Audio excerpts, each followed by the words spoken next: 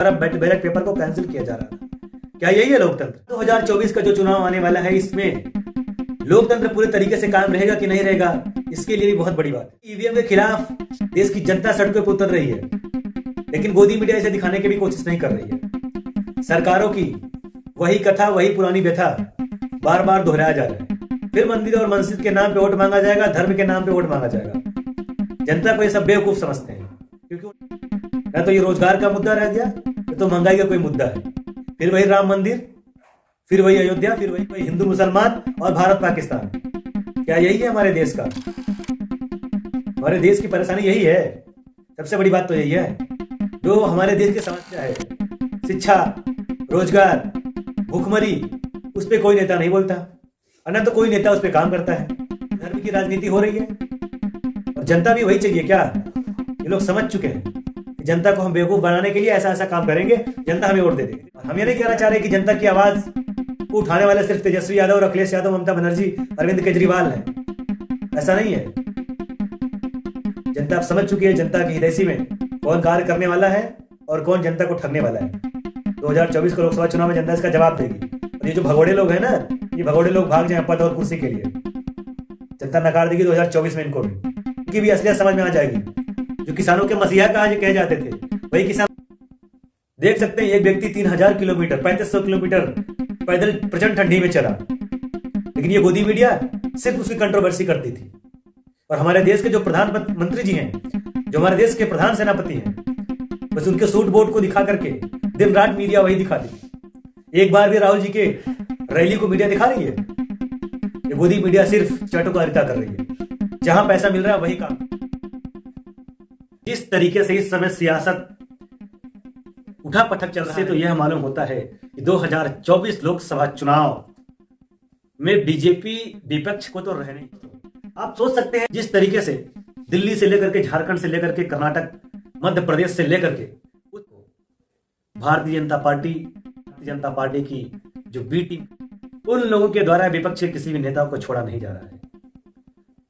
चाहे जैसे किसी प्रकार से तोड़ा जा रहा है, चाहे सीधे आए, चाहे किसी और तरीके से आए, लेकिन उनको बीजेपी में आना ही हो। आप समझ सकते हैं जो 2022 के चुनाव में सपा और आरएलडी की गठबंधन थी, ऐसा गठबंधन जो कि समाजवादी और आरएलडी, ये कहा जा सकता था कि ये कभी टूटेंगे नहीं।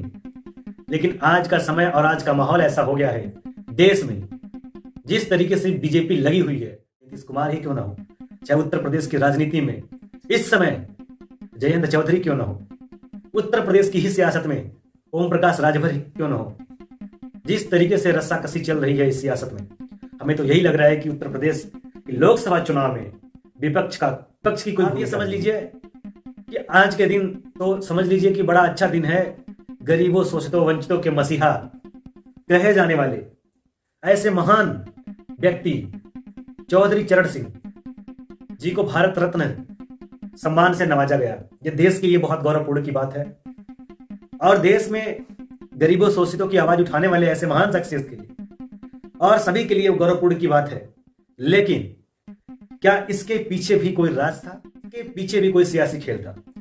इसको जानने और समझने के लिए आप ये देख सकते हैं कि किस तरीके से आजकल सोशल मीडिया हो, चाहे भारत का लोकतंत्र कहे जाने वाले मीडिया, जो लगातार सच्चाई दिखाती है। आप समझ सकते हैं किस तरीके से सच्चाई चल रही है, किस तरीके से दिखाया जाता है।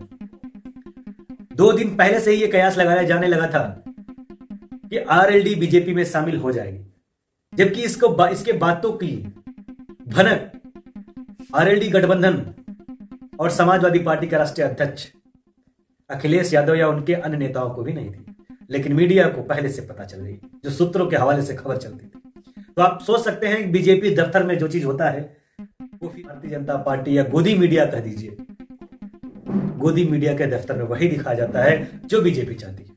आज जब भारत रत्न से नवाजा गया चौधरी चरण सिंह जी को, उसी के बाद से ये जो कयास लग रहा था, जो ये अटकलें लग रही थी कि आरएलडी के अध्यक्ष जयंत चौधरी बीजेपी में शामिल हो जाएंगे, तो उसकी उन अटकलों को कहीं ना कहीं ज्यादा एक पारदर्शिता नजर आ गई है कि वो बीजेपी में शामिल होने जा रहे हैं। तो लगातार उत्तर प्रदेश से के लिए जिस तरीके से बिहार की बहुत ही कठिन और बहुत ही संघर्ष, एक कहिए तो परीक्षा पूर्ण दौर गुजर रहा है। ठीक उसी प्रकार अखिलेश यादव को उत्तर प्रदेश में भी बहुत ही मुश्किलों का सामना करना पड़ रहा है। और बहुत सारे ऐसे लोग हैं जो साथ छोड़ छोड़ करके, एक एक कर करके, जो लोग समाज के ठेकेदार बने रहते थे, जो गरीबों और शोषितों के नाम पे वोट लेते थे, जो किसान के नाम पे वोट लेते थे, जो गरीब के नाम पे वोट लेते थे, वो लोग ही लालच पा करके कोई मंत्री बनने के लिए चला जाता है, कोई फंडिंग के लिए चला जाता है, कोई ये सोचता है कि ईवीएम से चुनाव हो रहा है तो बीजेपी को कोई हरा नहीं सकता। इस कारण से भी वो बीजेपी के साथ चला जाता है। जो विपक्ष के लोग अपने आप को जो ठेकेदार बताते थे, अपने समाज के जो मसीहा बताते थे, ऐसे ऐसे मसीहा चले गए हैं उसमें, ऐसे ऐसे लोग चले गए हैं जो कहा करते थे कि हमारी गरीबों की आंसू हम पोंछेंगे, या गरीबों की आवाज को सुना नहीं जाता है। ऐसे ऐसे लोग, गरीबी के नाम पे ढोंग करने वाले लोग, पैसा और फंडिंग और पद पा जाने के बाद अपनी गरिमा को भूल जाते हैं। ऐसे ऐसे महान शख्सियत हैं हमारे देश में। और क्या इसी तरीके से लोकतंत्र की रक्षा किया जा सकता है? कुछ दिन पहले एक वीडियो वायरल हुआ था जो मेयर के चुनाव में लोकतंत्र की हत्या कर दी गई थी। समझिए, एक चुनाव अधिकारी के द्वारा, मेयर का चुनाव एक अधिकारी के द्वारा बैलेट पेपर को कैंसिल किया जा रहा था। क्या यही है लोकतंत्र? ऐसे लोकतंत्र की कल्पना करते हैं हमारे देश के लोग, और ऐसे लोकतंत्र के रक्षक है हमारे प्रधान सेवक। यही सोचते हैं, कसम खाते हैं वो लोग एमपी एमएलए चुनाव जीतने के बाद संविधान की शपथ लेते हैं। यही लोग हैं जो संविधान की शपथ लेते हैं, चोरी बेईमानी के लिए उतर जाते हैं, पद और कुर्सी के लिए चले जाते हैं, भूल जाते हैं ऐसे जनता को। और जनता भी बेवकूफी पड़ी रहती है। जनता को भी वही चाहिए, 5 किलो राशन और चावल गेहूं पे खुश है ये जनता। नजर नहीं आता है सामने, वही होता है, शिकारी आएगा, दाना डालेगा, चुगने जाएगी जनता, फिर शिकारी जाल फैला करके सबको लपेट के लेके चला जाएगा। यही सिलसिला चल रहा है। और अब देखिए, क्या 2024 का जो चुनाव आने वाला है, इसमें लोकतंत्र पूरे तरीके से कायम रहेगा कि नहीं रहेगा, इसके लिए भी बहुत बड़ी बात है। क्योंकि ईवीएम के खिलाफ देश की जनता सड़कों पर उतर रही है, लेकिन गोदी मीडिया इसे दिखाने की भी कोशिश नहीं कर रही है। सरकारों की वही कथा, वही पुरानी व्यथा बार बार दोहराया जा रहा है। फिर मंदिर और मस्जिद के नाम पे वोट मांगा जाएगा, धर्म के नाम पे वोट मांगा जाएगा।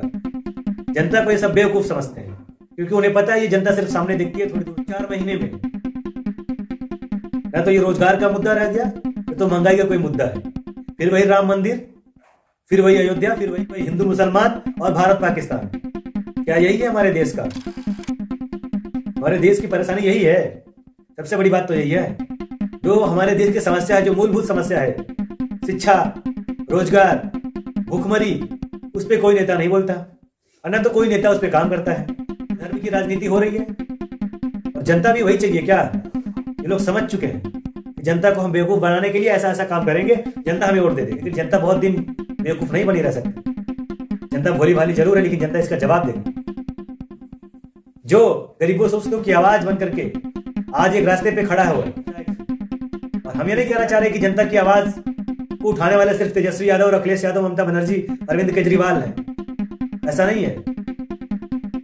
जनता अब समझ चुकी है जनता की हितैषी में कौन कार्य करने वाला है और कौन जनता को ठगने वाला है। 2024 के लोकसभा चुनाव में जनता इसका जवाब देगी। और ये जो भगोड़े लोग हैं ना, ये भगोड़े लोग भाग जाए पद और कुर्सी के लिए, जनता नकार देगी 2024 में इनको भी, उनकी भी असलियत समझ में आ जाएगी। जो किसानों के मसीहा कहे जाते थे, वही किसान आंसू के खून रो रहे हैं आज, खून के आंसू रो रहे हैं वही किसान आज।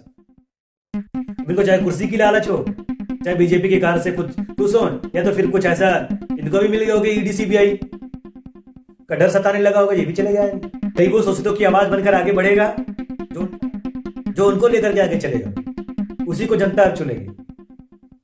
देख सकते हैं, एक व्यक्ति 3000 किलोमीटर, 3500 किलोमीटर पैदल प्रचंड ठंडी में चला, लेकिन ये गोदी मीडिया सिर्फ उसकी कंट्रोवर्सी करती थी।